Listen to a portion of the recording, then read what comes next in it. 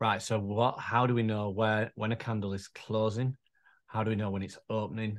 And what's the low and high of a candle? Right. Well, I'm going to show you. We're going to zoom in so we can see. So we've just been speaking about entries. Right. On a candle, you have the open, which is depicted by this. When we have the candle set to open, high, low, close bars. So this is the open. This is the close on the other side. This is the low, and this is the high. That just so happens that that's actually opened and closed, opened on the high. Now, when you see this, you don't want to enter because it's just a high. When you see this, right, we open below and we close above, then you want to enter. Now, I'm just going to move and show you this in candlestick bars. So when you're looking at this, obviously it's a little bit easier to see the types of candles, i.e. dojis. A doji there, that doji means indecision. That means potentially we can change trade. We only have a certain number of candles, and I'll just they're actually all on this screen, so I'm going to actually just show you this as well. So we have an inverted hammer, right? And we have a shooting star here. We have a WRB, which we call a WRB, which is wide range bar. And then we have a doji. Now, there are different names for these. There are also different names, but those are the key ones that we take note of on each time frame. Now, they also mean different things if you're going up or you're going down.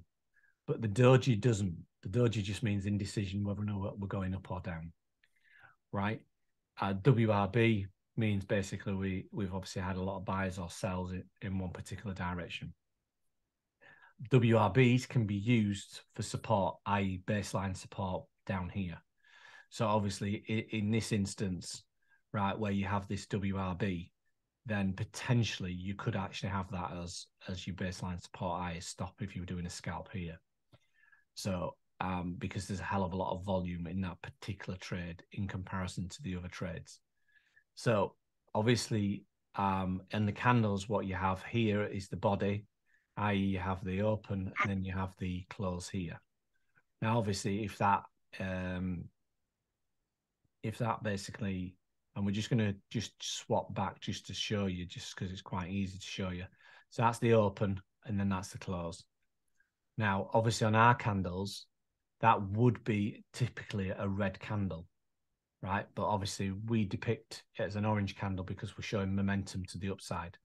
Because we're not really interested in if it's going down, right, when we've got momentum to the upside. So that's why we have the orange and blue candles, right? We don't want to be panicking and going, oh my God, it's going down because we've got a red candle.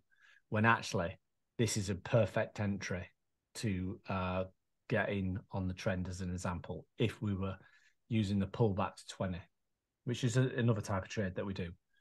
So just to recap, right, on the open and close, basically opens the left side of the candle, closes the right side of the candle. And obviously, in this instance, we close down on this particular candle.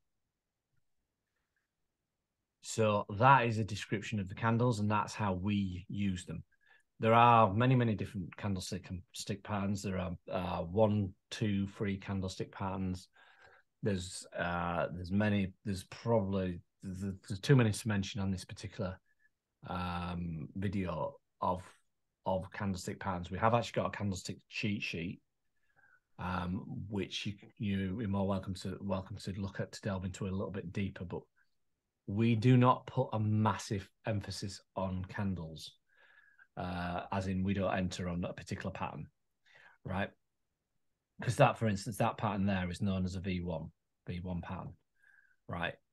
Where basically potentially that's a particular type of trade that you can get in on this particular candle, as an example. But my point is the lower the time frame, we're on 177 ticks, these do not have a massive bearing on what's going to happen with the trades. if we see a, as an example, we see a doji, we're not going to suddenly see the market turn on its side and go down, right? If we see an inverted hammer, we're not going to see the market get slapped down massively, right? Also, vice versa, we're not. If we see a shooting star, we're not going to see it going to the sky. So obviously these do matter more on a daily time frame and a weekly time frame because it shows who's in control. Because obviously in this instance, the sellers are in control. And then obviously that has actually followed through. And vice versa, right? The buyers are in control here, right? So what we've seen now, and this is why we have this particular entry for a buy, is we've seen the sellers try to gain control, but have failed. So then the inventory, i.e. the buys, are up here, and they've actually pushed the price up higher as well. So there you go. That is a description of the candles and how we use them. So to recap, orange is momentum going up, blue is momentum going down. That's the most important part of our candles. We don't trade on the green and red candles because we haven't got the momentum. So obviously this potentially tells us that there's potential change in direction. Hope you found that very useful.